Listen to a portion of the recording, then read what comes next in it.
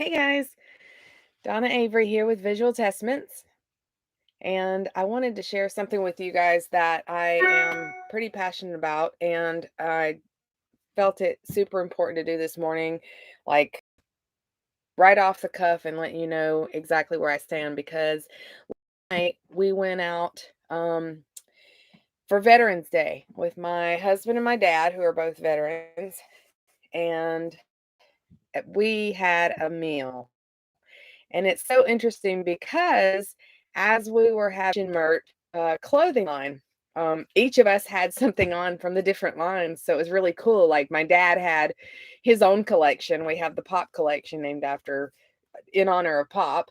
And then we had Judah and mom had that on. And then we have, our Crown collection, and Tim and I had those on. So it was interesting to be able to sit down, and it was really actually very exciting to be able to sit down and have, all of us at the table that way. But it's really cool because one of our waitresses came by and she was talking to my dad, who, if you know my dad, he's always a jokester, and he like without fail, wherever he goes, he asks someone, a waitress, can I borrow $20? He asked pretty much anybody that. He's even asked our pastor that. It's just funny because that's just one of his sayings. So, needless to say, that'll be coming up soon on a shirt. But I just thought it was so awesome to watch how the Lord showed me this unfolded last night. The waitress saw his shirt, which he wore the shirt last night that says, I love me. And now, if you've read my book, Visual Testaments, then you know that there's even a chapter about I love me in there. And I believe wholeheartedly that there was a reason why the Lord raised me with a dad who's such a great leader, B, such a faithful family man, and C, he just always used to tell me, I love me. And the way he says it is hilarious. If you hear him say it, like it's usually in one of those times where he's done something to pull a prank on you, and you're just not expecting that to come out of his mouth. Or if he says something that's like super wise and smart, and then you get it and he's like, I love me. It's hilarious, his timing. But so we honored him with making another shirt with that on it. Side of his old sailors never die. They just smell that way. All his sayings. Anyway, it's cool because she walked past him, and he had asked for something to another waitress, and he's like, make sure you get this man what he wants. And he said, that's right. And then he said, I love me. I said to her, did you read his shirt? He's saying that because of his shirt. And she looked at his shirt and she said, I love me. That's all right. And she started to walk off on her way back to another customer that she was going to. And you could literally see it unfold on her face, the revelation that she got. Like, as it's happening, her whole busy day focus processing face went from that to joy. It's like she immediately started smiling. Her whole countenance changed and everything. And she started shaking her head, and she kind of rerouted back, and she's like, I love me. That's right, I do. And she goes, I can't love somebody else if I don't love me. And just like that, we started a movement. I mean, that's what fires me up about those three simple words is I love me can really take the religious demon that's on us, that gets on us so often in different seasons of our life, whether it's because we've opened a door to shame, whether we've gotten religious, whether it's pride, whatever it is, that spirit tends to come in, and then all of a sudden it's working kind of in the background. You're like not really realizing that you don't even allow that on yourself. I've even heard people within the church say, you got to be careful with this statement. And I get it, especially in times where there's all this new age and self-love and, just really being able to to focus on self instead of God.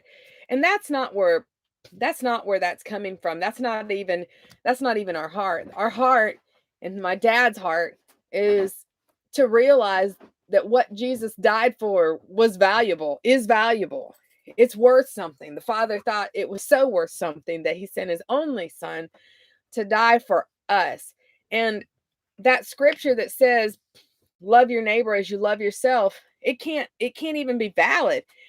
I mean, that's, I'd say 80% of what's wrong with the world today is that we can't love our neighbor as we love ourselves, because we're doing exactly that to the degree, which that's in my book, to the degree that you love yourself, you're going to love your neighbor. So if you are really hard on yourself, if you can't cut yourself any slack, if there is no grace, if you can't even tell yourself in the mirror, I love you, you're good, then, which is the image of God. He said you were good when he made you.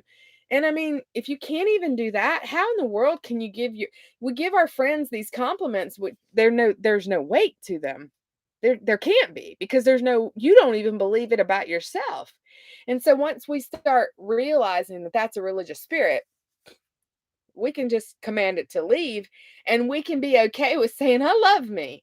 I love me. I can only give you what I have in me. I can only be an overflow, a product of a vessel flowing over of the love that I have for myself. I remember when I was dating, fresh out of high school graduation, and dating a guy that, as I had grown up with my dad always telling me I love me and realizing I love me, I used to say it too. Like, I fell into a relationship where I lost myself. I was so consumed with this guy. My identity got shaken because I didn't know who I was without him. And I feel like a lot of times we can get in those types of relationships. Comment below if that's been you. And I remember just losing myself in him. And in that time, those 2 years, I was physically abused, mentally abused, emotionally abused, and it was constant. It was hitting, um, making me think I'm crazy, making me doubt myself. It was all these things, and in the process, he'd apologize after he did it, and then beg me to stay, and it was just that normal cycle of abuse. And I got in that cycle because I lost the truth, which is that I am worthy because he is worthy. He who is in me is the king.